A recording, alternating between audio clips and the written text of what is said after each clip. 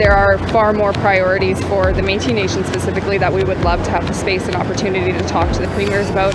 Tonight, a reset needed for stronger relationships ahead. Indigenous leaders meet with Canada's premiers in Halifax. I'm here today to deliver this honest and genuine apology on behalf of the Government of Canada to the 9 Dakota Lakota First Nations in Canada and their citizens. Canada's historic apology to the Dakota and Lakota for labeling them refugees in their own territory. They expected it to be over with right away. It was like, okay, are they done? And a lack of compassion, a Manitoba mother's tough experience with Jordan's principal.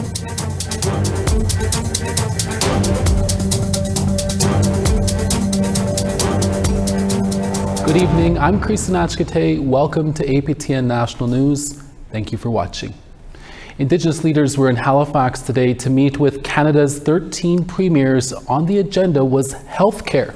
Inuit Tapiriit Kanatami President Nathan Obed and President of the Métis National Council Cassidy Caron spoke to reporters after the meeting, both bringing forth concerns that go beyond just healthcare.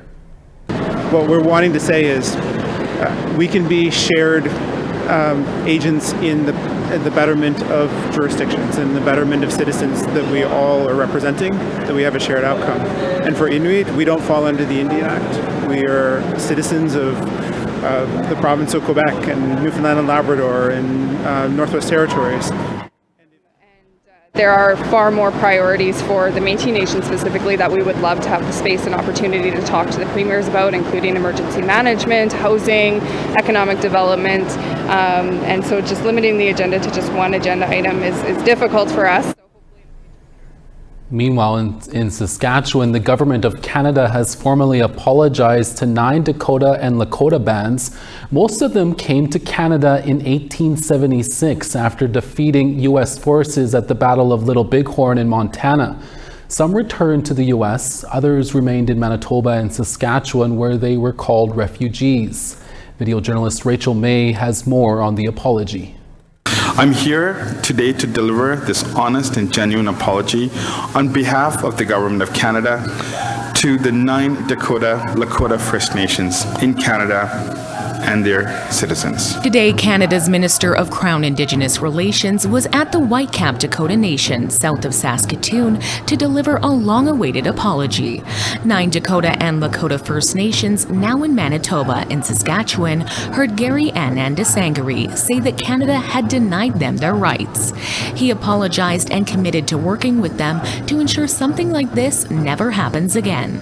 You know, the best time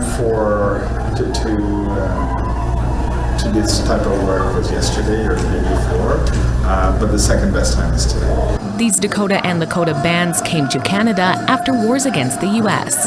They didn't sign treaties with Canada and were denied rights and benefits, even though they were on the edges of their pre-contact territories. The 9 communities that are involved today in the apology have been waiting for over 260 years for Canada's failure to be corrected. Nothing's going to bring back the past. Nothing's going to bring back the indignity faced by many. While today marked a historic first step, the 9 First Nations emphasized that there was a lot of work to be done. FSIN Vice Chief Ali Bear expressed that this apology marks a critical step towards reclaiming everything her people have lost. I can't speak my language. One day I will. And I will say that one day I will speak my language.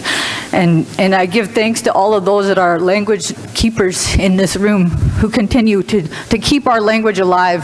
Chief Don Smoke of Dakota Plains First Nation in Manitoba invited his daughter Sophia to speak.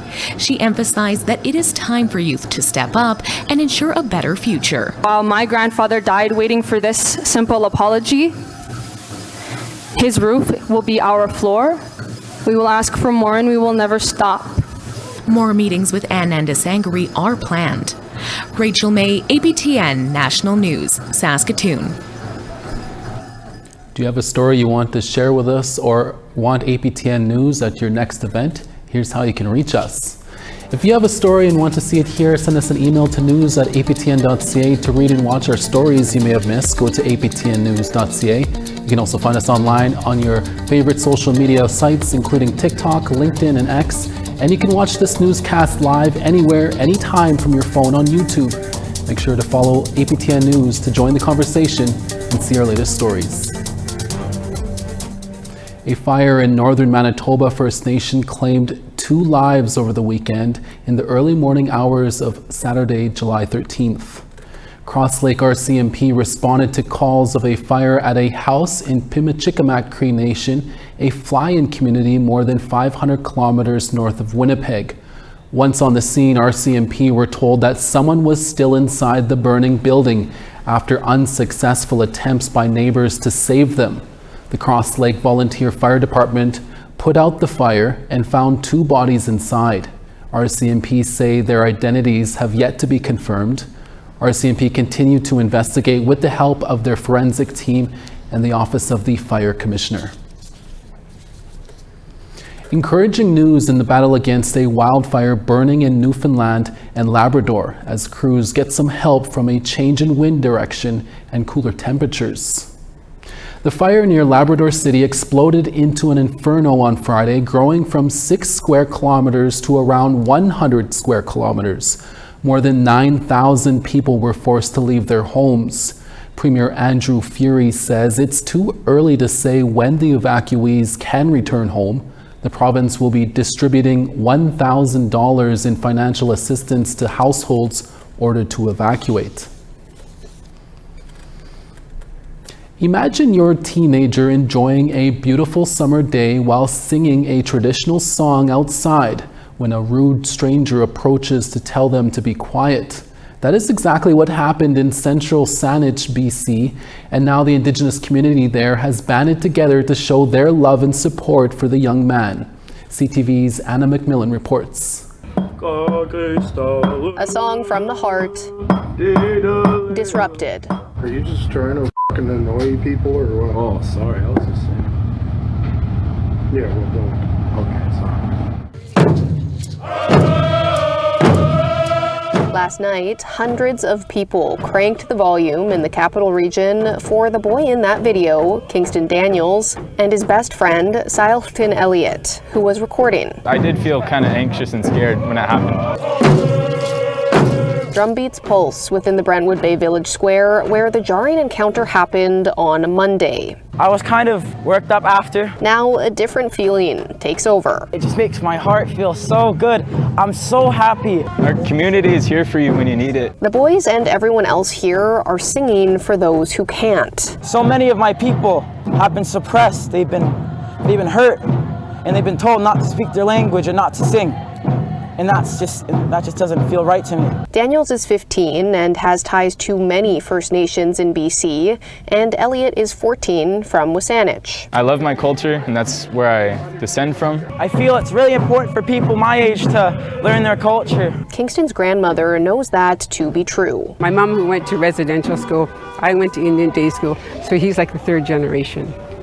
Still experiencing this type of behavior from some ignorant person. So seeing this, kids sharing their voices and moving with the music is a source of joy and triumph. Know who you are, know where you come from, and be proud of that. Pride seen on the faces, heard in the songs, and felt in the drums' vibrations. And I'm so proud of these 2 boys that stood their ground here to show that they're not ashamed, that we're strong. Be proud of where you come from, right? That's our grandmothers and our grandfathers who survived. They're the reason why we're here. Once silenced, but never again. For the rest of my life, yeah, I'm not gonna stop. Anna McMillan, CTV News, Central Saanich. Time now for a quick break, but first a preview of what's coming up next. A story of one mother's fight to make sure 4-year-old Jade is cared for properly. I just felt lost because I didn't know what to do.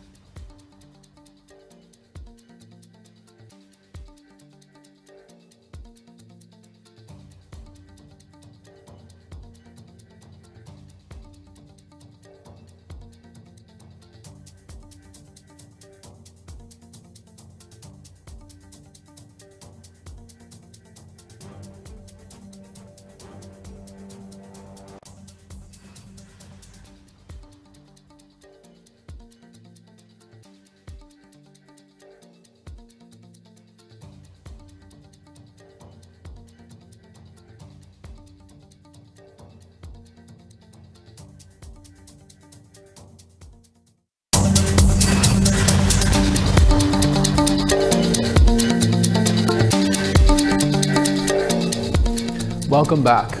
A mother from the Kisikuwanan Ojibwe Nation northeast of Winnipeg is speaking out about a troubling experience she had with Jordan's Principal Services during a medical visit to Winnipeg. APTN's Sierra Bettens brings you part 1 of that story. When Laura Bone wakes up, her 4-year-old daughter Jade is the first thing on her mind. A whiteboard in her living room reminds a single mother of 8 of Jade's feeding schedule. There are binders of medical documents piled with diagnoses, discharge forms, and future appointment dates. Audiology is here because we have to make a follow-up in Brandon. Because the times they tried to test her, she had to be sleeping.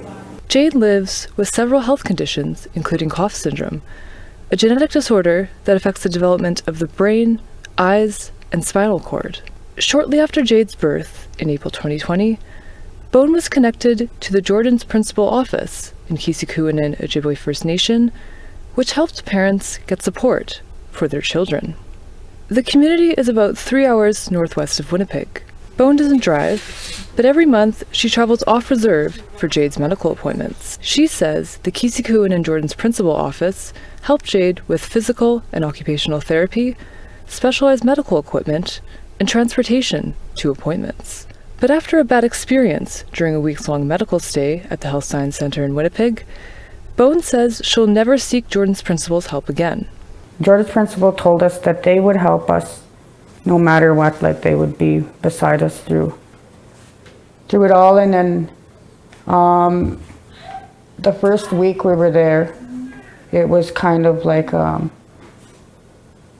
they expected it to be over with right away. It was like, okay, are they done? Like, are you guys going to be, how long, much longer? In March, Bone, Jade, and daughter Haley drove to the Health Sciences Center in Winnipeg so Jade could get her feeding tube inserted. Jade got pneumonia and had to stay longer than planned. During that time, Bone alleges a Jordan's Principal worker repeatedly asked how much longer the hospital stay would be, a question she didn't have an answer to. 3 weeks in, Bone claims she was told she could no longer use the program for accommodations. She recalls what she was allegedly told over the phone. We had to find another way to stay. And then she said she would get a hold of NIHB and call me back. At HSC, the Southern Chiefs organization oversees the Jordan's Principal program. In an email sent to APTN, Joni Wilson, the Jordan's Principal and Wellness Services lead at the SCO, said they could not comment on a specific client's file due to confidentiality, but that requests made to their Jordan's Principal program are never denied. Wilson said that they will refer to the appropriate Jordan's Principal office or program if they could not fulfill a request internally. She said medical transportation and accommodations are generally covered by the Medical Transportation Referral Unit at the First Nations and Inuit Health Branch. After contacting Non-Insured Health Benefits, or NIHB, Bone was able to secure coverage for accommodations. However, the entire experience left her distraught. I just felt lost because I didn't know what to do. It's like, I don't know, I was just trying to be there for her. Like, I just wanted her to get better, and I don't know, it just hurt me that they did that to us. Jordan's Principal was established in 2007 to ensure First Nations children, including those with severe medical issues like Jade, have access to the health, social, and educational supports they need. It's named after Jordan River Anderson, a child from Norway House Cree Nation who died in 2005 while the province of Manitoba and the federal government fought over who should pay his health expenses. In part 2, we investigate what happened and look at the broader issues that families accessing Jordan's Principal are experiencing. Tune in tomorrow to hear the full story. Sierra Bettens, APTN National News, Winnipeg. In part 2 of Sierra Bettens, Jordan's Principal story will air tomorrow on Tuesday's evening national newscast. Coming up next, a rare whale has surfaced in New Zealand. We'll tell you what researchers and the Maori hope to uncover from it.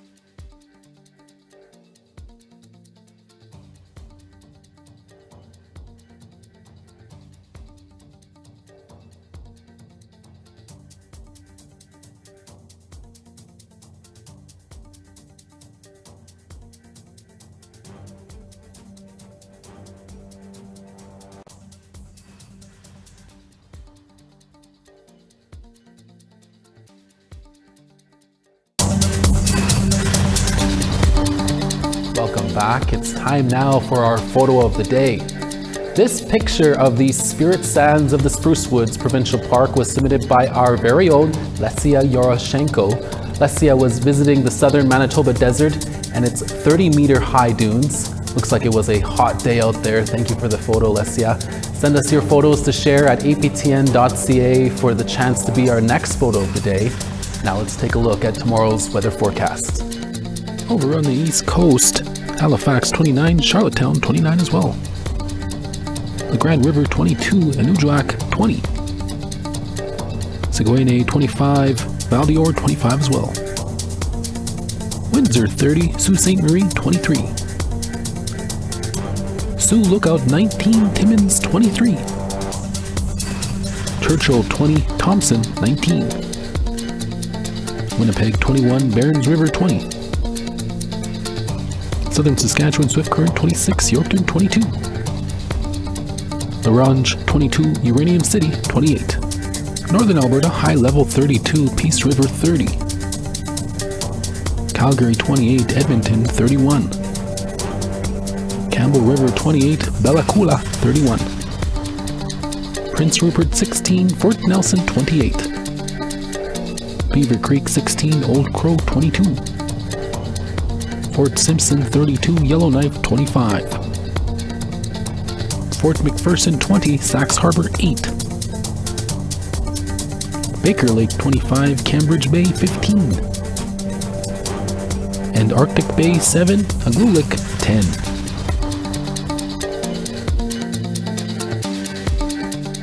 A group of young women received some life skills training this week and had the opportunity to learn some classic meals from a well-known and successful Indigenous chef. APTN's Chris Stewart has more from Edmonton. They do these things by hand. Everything's done by hand, okay? These young women from 15 to 20 have been learning important job search support, resume writing, handling bullies. Not only that, Cree chef Ian Gladue taught them how to make fast, tasty meals from only simple ingredients. Gladue is the CEO of Mitsu, a company selling and making dry meat and pemmican across the country. He also owns Native Delights, a mobile food vending service. Over 3 days at the Institute for the Advancement of Aboriginal Women, he taught them how to make bannock, Indian tacos, and bannock burgers. Gladue became a success despite early troubles in life. Coming here and sharing my story was really important to me. A part of that, as growing up on the streets and growing up a very tough, hard life, is, some of the things we don't have a lot in our homes, our kitchens. So what can we cook? What can we do? How can we take care of ourselves with just simple foods that we have here in our own kitchens? This last day featured bannock burgers.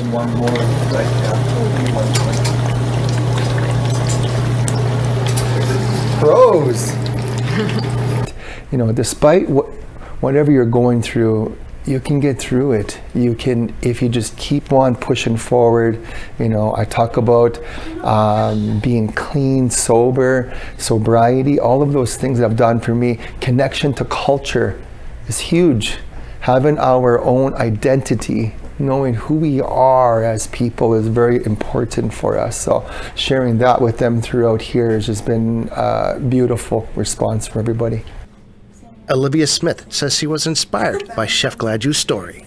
I think my favorite has definitely been the cooking, because I feel like Ian, the person who was teaching, was really knowledgeable, and it really opened my eyes, the way he was talking, because you can really start from nothing and then go to having a multi-million-dollar business, and I found it really, really cool. Layla Labakan says she has learned valuable skills over the 3 days.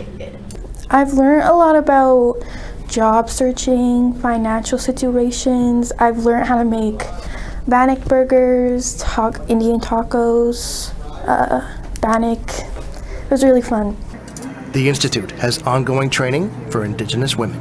Chris Stewart, APTN National News, Edmonton. Thank you, Chris. A multi-million-dollar investment for Indigenous people to develop careers in shipbuilding is underway in Vancouver. APTN's Tina House has the story for us from Vancouver. Here at C-SPAN headquarters in North Vancouver, BC, CEO John McCarthy is making an announcement that will provide huge opportunities for Indigenous people. Really excited about today's announcement with C-SPAN's investment of over $5 million to the Musqueam, Squamish, and Tsleil-Waututh Education and Training Center Society. It's really exciting. These funds will provide opportunities for your community members to pursue long-term careers in the fast-growing marine industry, and it's really a great pleasure to be celebrating this event today.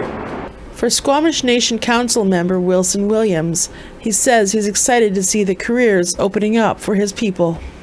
Right out there on the docks, whether it's on the ships, building the ships, or anything from engineering to office level jobs, administration, there's a whole variety here. You can see the growth of C-SPAN, through the years. 20-year-old Kathleen Nitrell is from the Squamish Nation. After completing electrical training through Access, she is now an electrician apprentice at C-SPAN, and she is excited for her future. It may seem scary at first, but you never know until you try. You can't knock something until you try it. Trades can be intimidating, but personally, seeing my work come to life is just a feeling that I know I can't get that from working in an office. I've tried it before. It's not the same. David Hargraves is the Senior Vice President of Strategies for C-SPAN. He says this is a big opportunity for his workforce as well. We're very honored to be on the traditional lands of the three nations, and we're very respectful of that, and we're on a journey to learn all about that. So, and part of that is the employment part of it is the supply chain part. But a big part of it is sort of just the learning and education of our workforce and of us about, how can we be more respectful? How can we build relationships? So we've come a long way in regards to building that path. They have now jumped in a canoe with us. The training will take place over the next 5 years. Tina House, APTN National News, North Vancouver. The body of the world's rarest whale with no living sightings ever recorded has recently washed up at a beach in the South Pacific. The 5-meter-long spade-toothed whale with a type of beak for a nose was found earlier this month on Otago Shore on South Island Beach in New Zealand. According to marine biologists, there is no records on what the spade-toothed whale eats, where they specifically live, or its current population as they deep dive for their food and rarely come to the surface. The whale was quickly transported to cold storage, and researchers will work with the local Maori tribes to plan out how this will be examined. The Maori considered whales a sacred treasure, and last April, Pacific Indigenous leaders signed a treaty to recognize whales as legal persons, but is yet to be recognized by participating nations. Only 6 other spade-toothed whales have been found since 1872, but never in this great of a condition. And that's your evening national newscast for this Monday, July 15th. Make sure to join us again tomorrow for your midday newscast with more stories and guests. From everyone here in our Winnipeg HQ and from our reporters across the country, hi miigwech masicho. Thank you for watching.